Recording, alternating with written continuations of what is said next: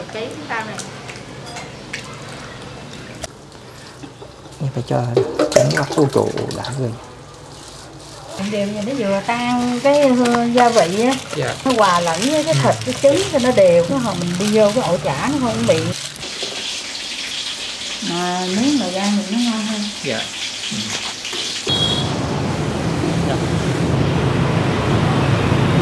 Anh chị các bạn thân mến, bây giờ là khoảng tầm 5 giờ chiều ở quận 6 mọi người ơi. Hiện tại thì mình đang có mặt ở là 901 Hồng Bang. Địa chỉ mình hơi chia sẻ hôm nay đó là cơm tấm Nem Đủ. Người biết sao không? Tại vì trong cái video mà trước Tết mình quay về cơm tấm Tuyết Cây Gõ đó, thì mình nhận được khá là nhiều đề nghị của anh chị các bạn về quay cơm tấm Nem Đủ ngay cái cầu Cây Gõ luôn. Thì hôm nay thì mình có mặt ở đây để chia sẻ cho mọi người quán cơm tấm này, thử coi giá cả và chất lượng như thế nào cho mọi người tham khảo nha. Cái khâu nướng thịt là ở đây khói bốc lên. Mình thấy còn có một anh nướng tái phía trong nữa, và mình sẽ vào mình chia sẻ cho mọi người nha.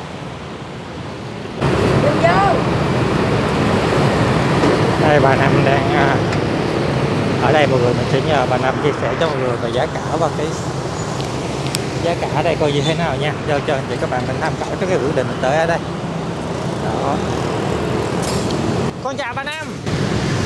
Dạ.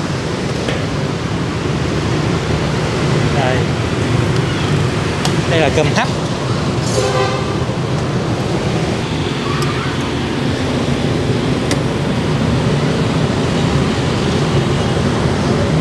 Có cá chiên hả bà Năm? Hả? Cá chiên hả bà Năm? Có lóc chiên. Dạ. 2 con có 2 đứa. Dạ.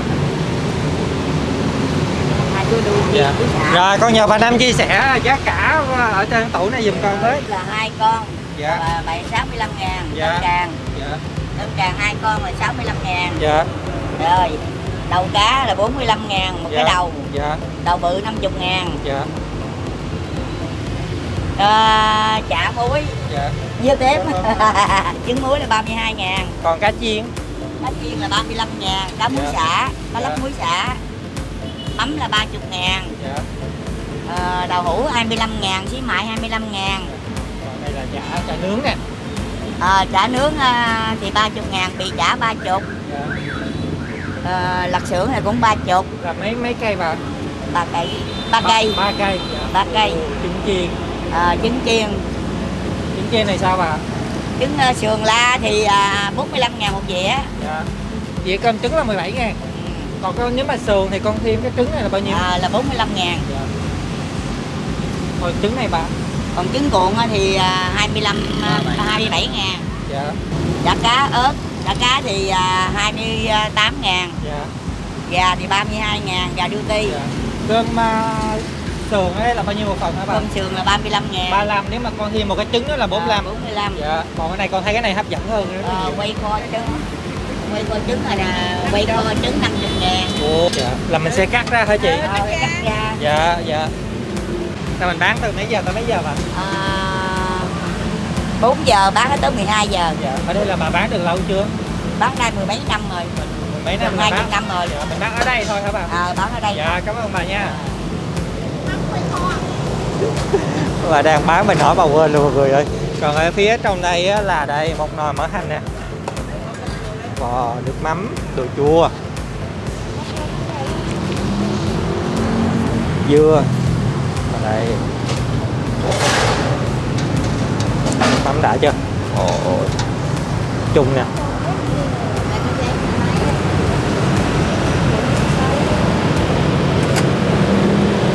Đó, mắm bê bò làm như vậy là mình cắt miếng thịt ra như vậy. Mắm để nguyên á. Dạ. Mà quay mắm. Dạ. Cái này là để nguyên, không có cắt ra. Dạ.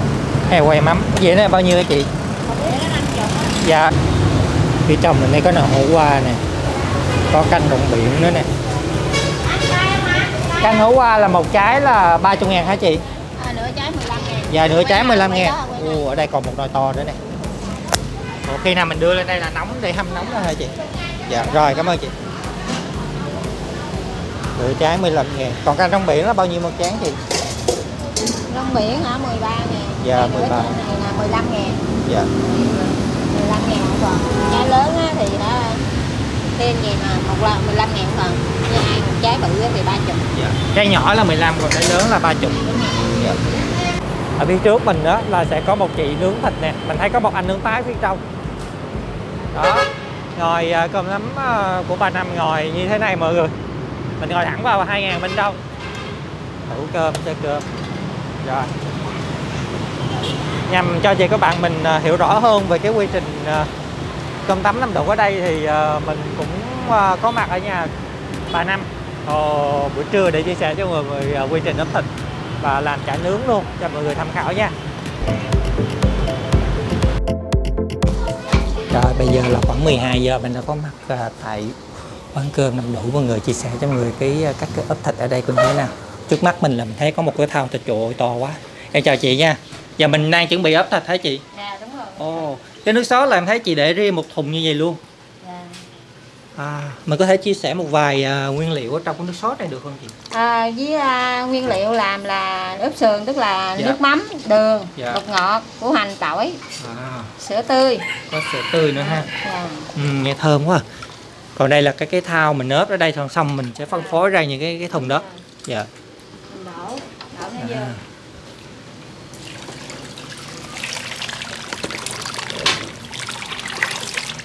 Ồ, thật siêu to khổng lồ luôn. Mình ướp vậy là chiều nay là bán được rồi đúng không chị? Đúng rồi. Dạ. Ướp rồi cho nó thấm.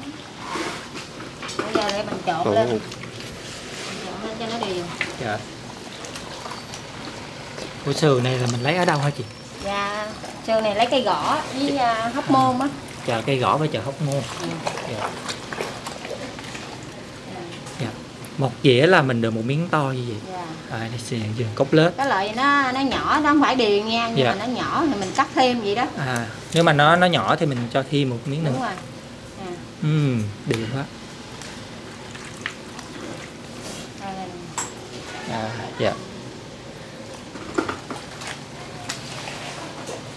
Ồ, thao này bự ghê.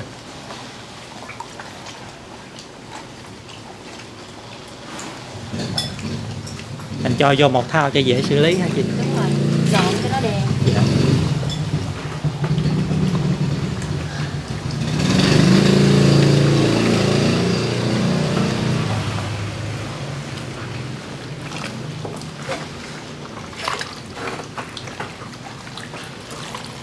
Trộn nó đều lên, giờ cái mình chất vô. Dạ.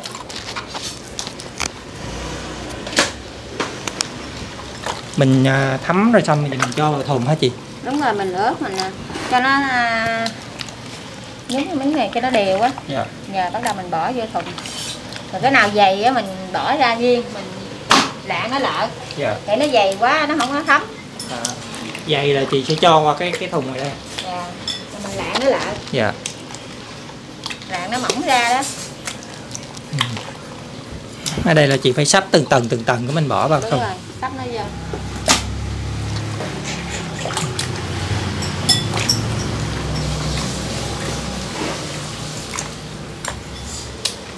Sườn này mình cần bao nhiêu thời gian mình ướp là nướng là nó ngon hả chị? Cái này khoảng 2 tiếng rồi. Dạ. Nó mới thấm. Dạ. Ướp ra bán liền thì nó đâu có thấm. Dạ.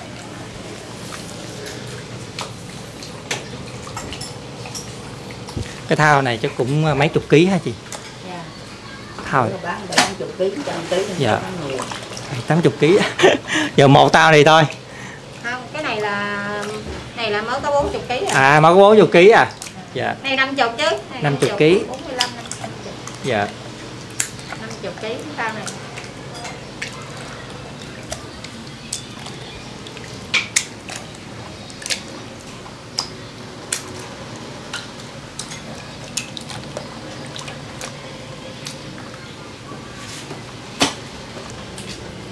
Mình cho vào thùng cái chiều của mình đẩy ra ngoài địa điểm bán cho nó dễ các bạn. Đúng rồi.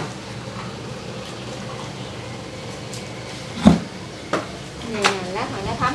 Dạ. Nó thấm.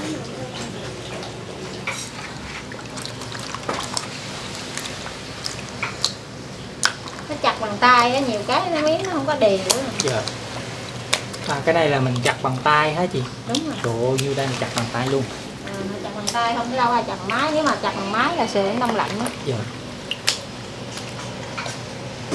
Sườn đông lạnh chặt bằng máy lẹ. Dạ.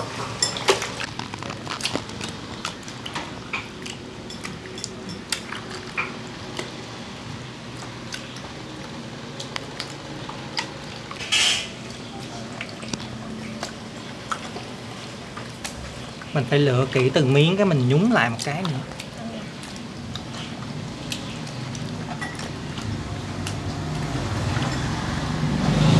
Lát để lên dĩa sườn á, nó Dạ. cong vòng à. Dạ. Bây giờ mình gấp ra mình nướng cũng dễ nữa hả chị?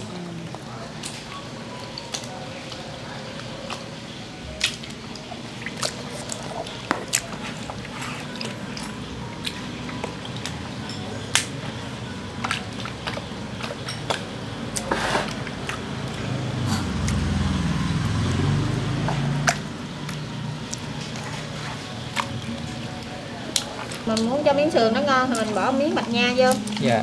cho nó vàng vàng á. À. Cái nước mắm với đường nó không có đủ độ vàng. Dạ.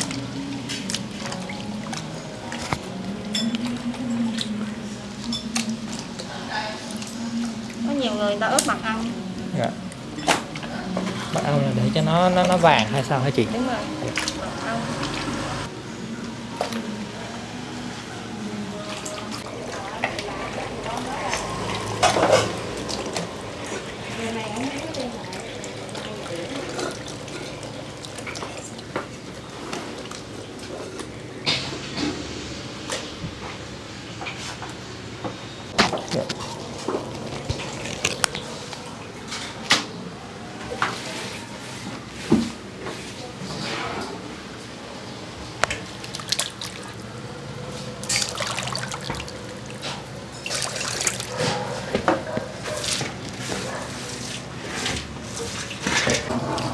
Xong ở đây nắp lại mọi người, chiều đem ra ngoài kia nướng nữa là xong.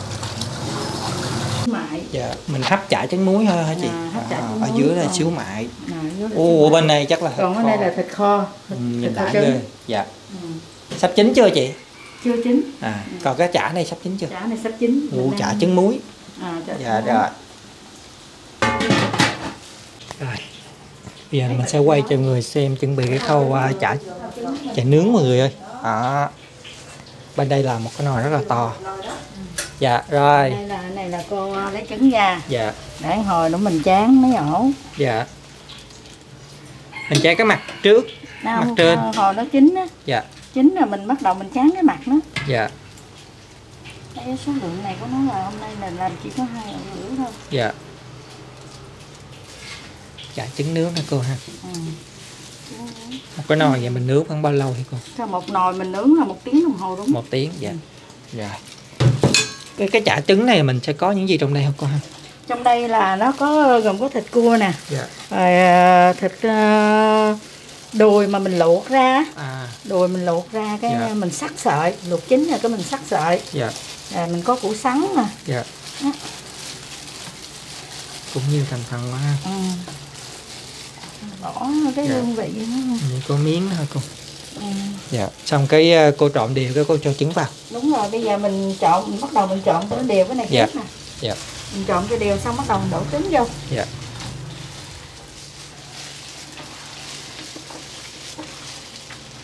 Còn về cái gia vị là mình đã nêm sẵn ở đây hết rồi. À, dạ. Mình đã cân nhậu sáng mình đã cân hết rồi. Dạ. Mình phải bóp cho nó đều nhuyễn ra Bóp luôn. cho nó đều ra. Dạ. Nhưng mà con không bóp, em không bóp cho nó đều ra, hồi Dạ. bỏ trứng vô mình khó đánh lắm. Dạ. Mình phải bóp cho nó đều hết rồi cái mình mới bỏ trứng vô. Dạ. Mình phải cho trứng nó tru trụ. Đã rồi. Đây cho tô nước mắm thôi. Đây là nước mắm mình đổ vô. Dạ. Cho nước mắm vào mọi người ạ. Dạ. Giờ cái cô trộn lên.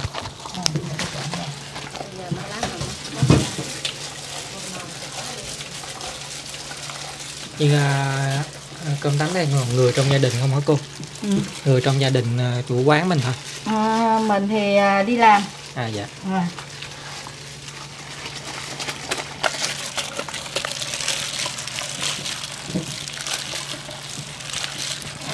Ồ, trộn đều lên lại ghê. Rồi trộn cho đều. Trộn đều cho nó vừa tan cái gia vị á. Dạ. Cho nó hòa lẫn với cái thịt, cái trứng cho nó đều, cái hồi mình đi vô cái ổ chả nó không bị Thơm quá cô. Chưa chín và con nghe thơm rồi đó, mà một chín một cái nữa chắc ngậy mùi lên rất là thơm nữa. Sao mình cho qua cái inox nhỏ này. Dạ, chia ra. Một ổ là bao nhiêu tên cho một cái thau inox dạ. ở đây. Mình chia ra một ổ là bao nhiêu tô, dạ. rồi cái ổ lớn bao nhiêu, ổ dạ. nhỏ bao nhiêu, mình có số lượng hết. Dạ. Mình cái đao nhỏ, có đao nhỏ, một cái nồi lớn có đao nhỏ, cái đao nhỏ để mình làm cái nửa ổ ở đây.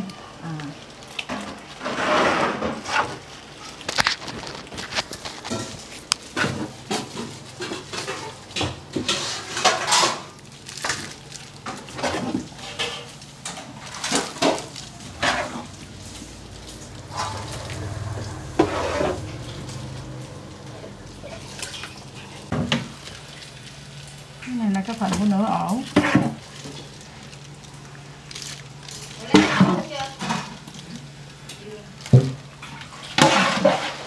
Nó có dư quá thì mình chia đều cho. Dạ.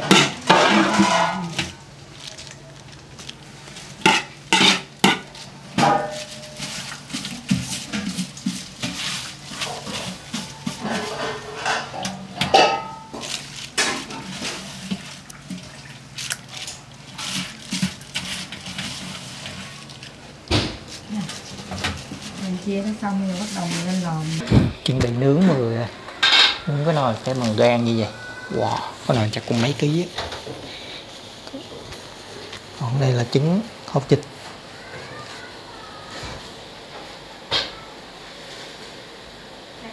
Dạ. Mình phải để cho nó nóng lên rồi mới cho vào được.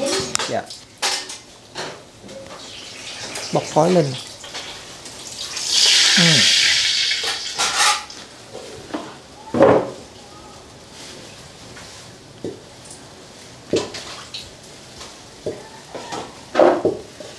Làm nóng đất nồi hả cô?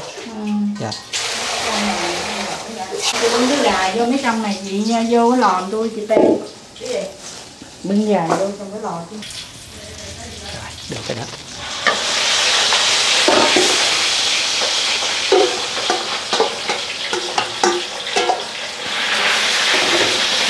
Ta dựng tô ta đè xuống rồi. Dạ. Để cho hồi cái ổ chả mình nó rắn xuống. Ổ chả mình nó rắn xuống thì cái mình cắt miếng chả nó thật cứng. Dạ.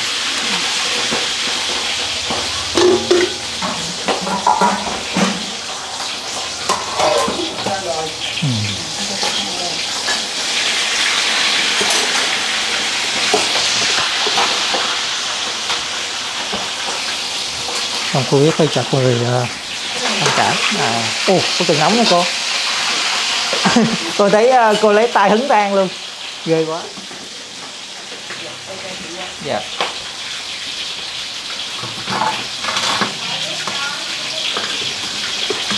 Mình sẽ dành ưu tiên phần than nhiều để trên mặt mặt trơn. Nhiều. Dạ. Nhiều mình để trên mặt. Mà cũng không nhiều quá đâu. Dạ. Mình mỗi ngày mình vừa đủ thôi. Nếu mình mở nhiều quá thì khét cái mặt. Dạ. Đồng thời cái chả mình nó sẽ không bao giờ chín. Dạ. Cái chín là chín xung quanh thôi. Dạ. Nhưng mà cái chín giữa mình á. Dạ. Cái chả mình nó dày, chín giữa mình không chín.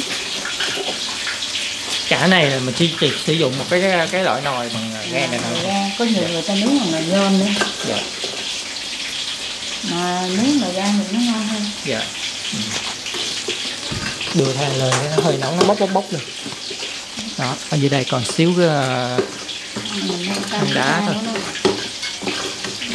Mình không có cho than cái này nhiều quá. Dạ. Mình cho lên trên thì cái gì mà mình bớt ra được. Dạ. Mình nằm dưới nồi mình vô cái cửa thôi. Dạ. Mình phải làm từ nồi hả cô? Làm từ nồi đó. Dạ. Làm một tiếng là mới chín hả cô? 1 tiếng. Dạ rồi. Cô canh là 1 tiếng mình khi mà mình vô xong cái mình cái đồng hồ. Dạ. Tới giờ đó mình giải ra. Dạ. Đóng cửa miệng lò. Đóng cửa miệng lò lại. Rồi, cảm ơn cô. Rồi. Trắng mặt ha. Dạ. Cũng gần tiếng hả cô ha? Gần tiếng. Mình sẽ chét ở trên cái phần kia. Mặt để cho nó.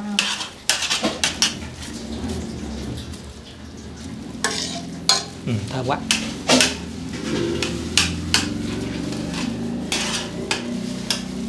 chát vậy là khoảng bao lâu nữa con? Được không? Khoảng tới 1 phút. Dạ. 1 phút là nó chín. Dạ. Đổ nè. Nóng không con? Cô đang cho thêm vài cái lò bên đây nữa.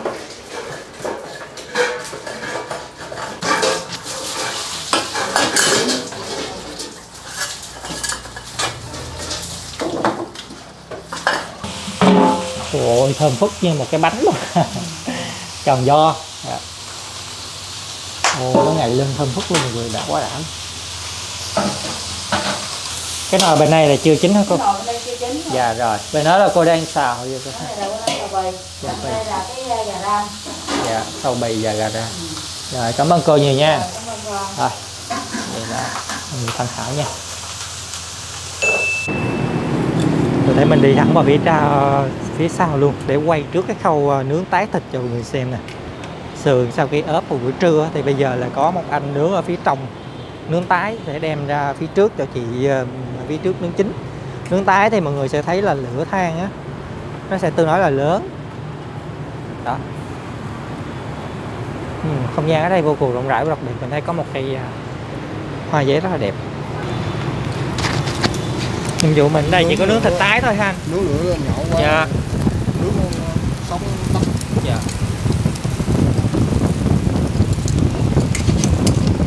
Rồi mình cắt cho cái miếng sườn nó thẳng ra. Dạ. Đem ngoài kia nướng nó không có bị cong. Chính Dạ. miếng sườn.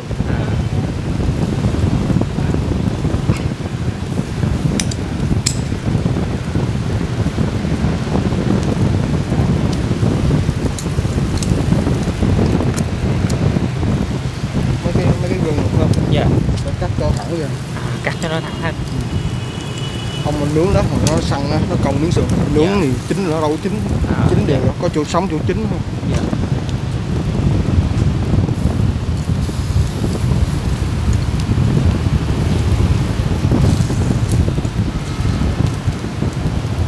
Xèo xèo xèo.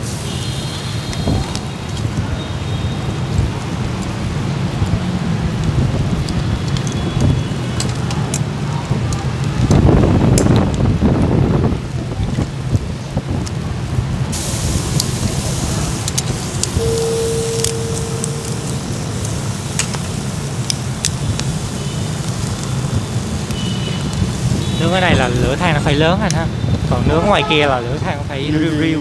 Dạ.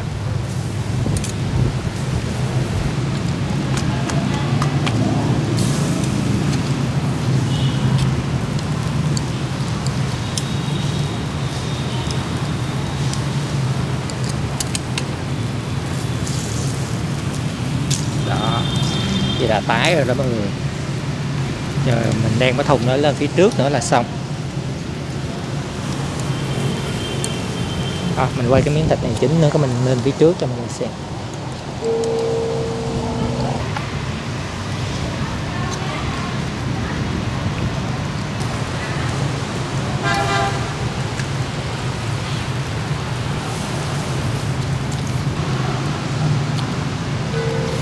Thơm ghê luôn. Rồi mình sẽ lên phía trên nha.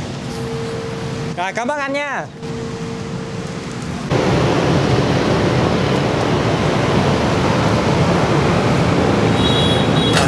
Có mặt phía trước là mọi người thấy than nướng nó chín đó. Thì than nó phải nhuyễn đó. Còn đây là cái thùng mà nãy hồi dưới á, ảnh nướng là nướng tái nè, để đem lên cho chị này nướng chín lại. Mình đi 5 giờ là hơi sớm đó mọi người, chứ khoảng tầm 6-7 giờ đó. Giờ còn điểm rất là đông.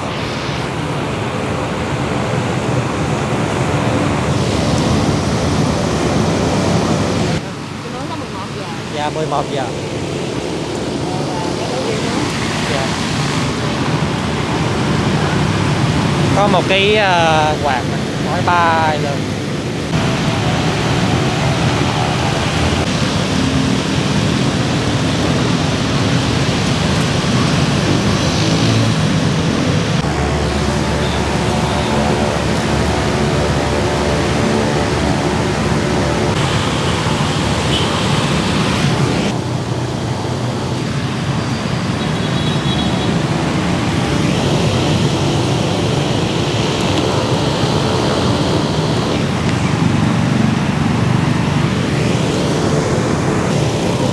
miếng khác đó là tí mình cắt ra hả chị?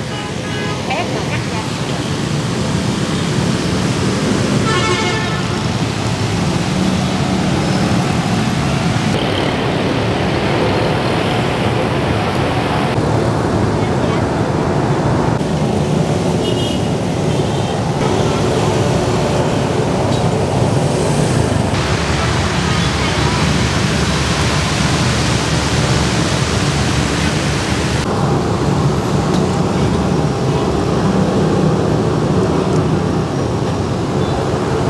Chị với đây là nướng thịt rồi mọi người, còn chị này là cắt cái miếng khác ra.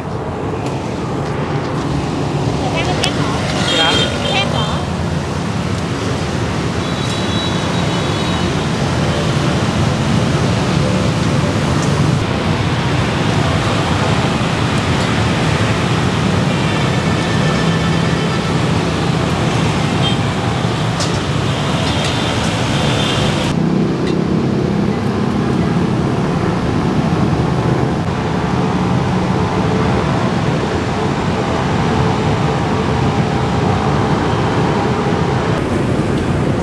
Giờ thở 3.000 ghế ơi, 48.000 của ai? Không bán qua.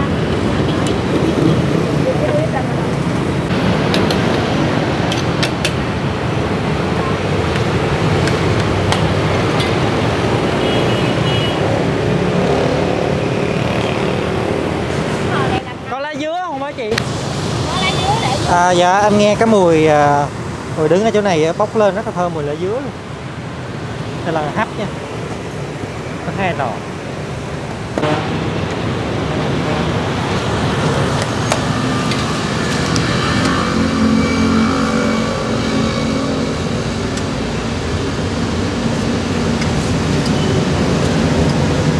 Vậy xương bì bao nhiêu bạn Năm? 45. Dạ. Làm giúp bạn ra. Thấy mày lại nó rung thấy không? Rớt hoài. Dạ, bên đây sẽ có một chị không có cái đồ chua rồi. Quán mình mấy giờ là giờ có điểm anh em ha? Giờ con điểm là 7 giờ. 7 giờ đến 9 dạ. giờ. Dạ. Là nó đắt. Dạ. Dắt này là lai rai. Dạ. Mình ngồi không gian rất là thoải mái luôn mọi người ơi. Giờ tới 10 giờ. Dạ. Giờ đào hào vô. Mình để ý ở trên mọi bức tường á, có số mọi người. Đây là số 17, 15, 13, bên này là số lẻ. Còn nếu mà mọi người ngồi bên này là số chẵn nè. Đó cũng rất là hợp lý luôn. Còn nói thì vẫn chiều tối khoảng 7 giờ, 6 7 giờ thì rất là đông. Bàn ghế vẫn còn chuẩn bị nè. Đó.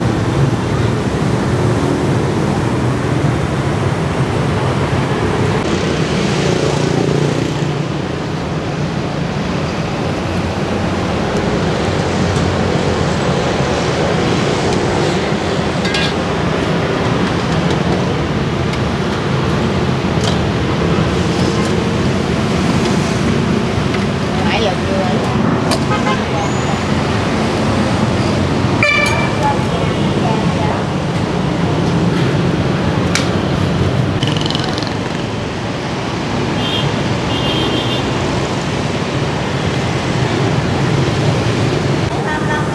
Đây chỗ này có 3 chị đang vào nước tắm. Mình vô trước nhiều ha. Vô từ bịch cho vào đây.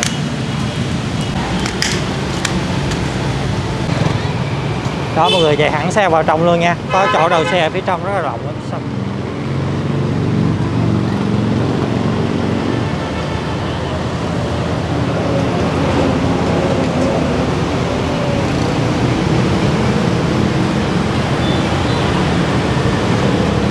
Mình thấy ở đây là có mọi người có thể đặt qua Grab nè, qua Now đều có luôn nè, đặt qua ứng dụng đều có hết.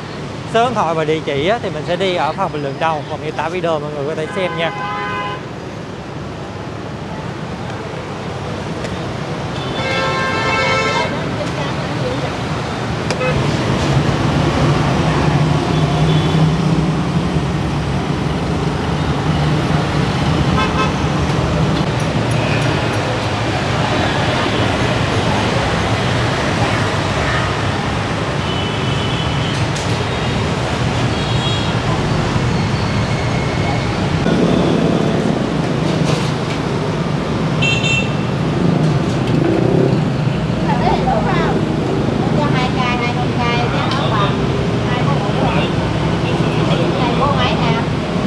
hù á.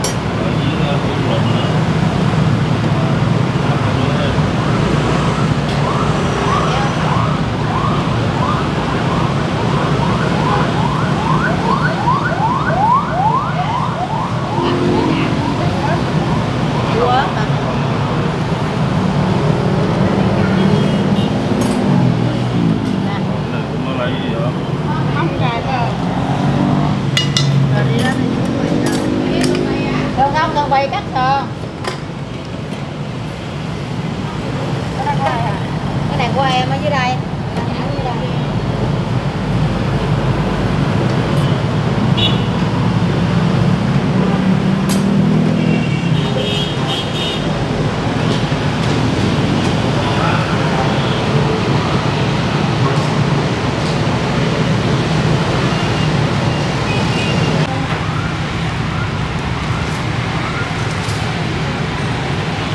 Rồi hiện tại là mình kêu được bộ dĩa cơm sườn người ơi, thêm đi 2 người nên kêu 2 trái hoa quả được. Đây một cái không gian như thế này nha, mỗi bạn được có vậy và có một cái sọt rác, rồi cận cảnh một cái dĩa cơm sườn cho người xem nè. Đó, có mỡ hành tép mỡ, mình cho qua bên đi, mỡ hành tép mỡ để mình lấy miếng sườn ra, và có dưa mọi người, dưa này dưa bào và đồ chua. Một dĩa sườn, nếu mà dĩa sườn không á như vậy á, một dĩa to như vậy là 35.000. Còn thêm một miếng chả nướng á, chả nướng như thế này 10.000 nữa là 45. Cái quy trình chả nướng và ướp sườn thì mọi người xem ở đầu video nha. Ồ, không, nhưng mà cái chả nướng này mới vừa nướng lên đó, nó thơm, nhảy lên rất là thơm. Đó, mọi người thấy là cái bề mặt nè, cái bề mặt chín đều. Nó bụng quá. Ôi dĩa nặng ghê đó. Còn đây miếng sườn như vậy mình được 2 miếng. Không biết là đi quay với mọi người thì cô có cho nhiều hay không nha. Anh chị các bạn đã từng ăn ở đây thì có để lại là bình luận bên dưới. 35.000 dĩa cơm sườn. Còn nước mắm như thế nào để mình hãy thử coi. Mọi người gợi ý quán này nhiều quá. Nước mắm cũng khá là kẹo, tương đối kẹo thôi chứ không phải kẹo lắm. Cái màu thì đẹp rồi.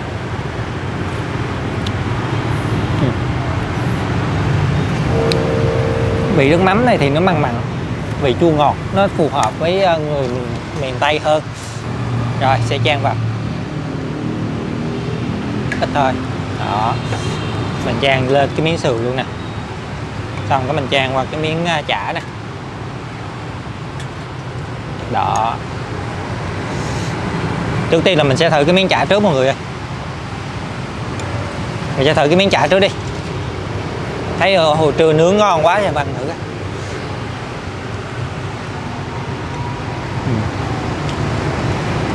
Nó không phải quá thơm như hồi khi mà mới chín. Rất là nhiều gia vị luôn.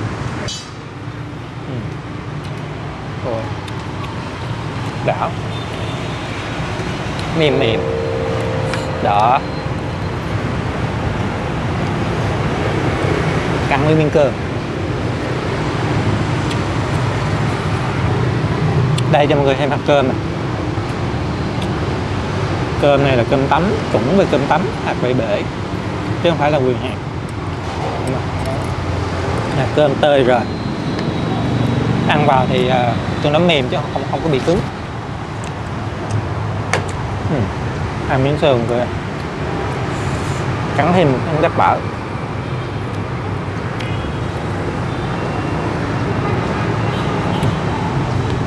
Rồi sườn thơm, mình nhìn cái tượng miếng sườn nó cứng, giờ ăn khá mềm á. Cái miếng tép mỡ ăn béo, nó có sực luôn.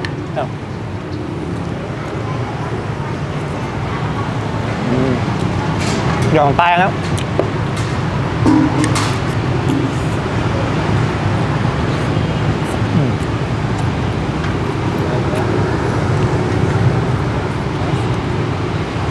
Chấm với miếng nước mắm nè.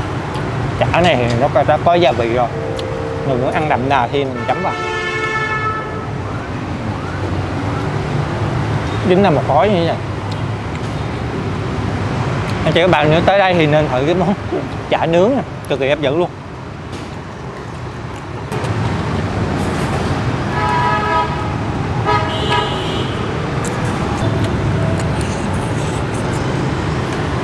thử một miếng nước hôm qua.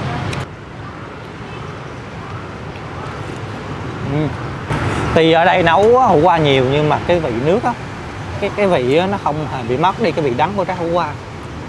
Thì mình khi mình ăn á, mình đi ăn ở đâu mình vẫn thích cái vị đắng này. Đó, khá mềm luôn, cái vỏ mềm mực luôn.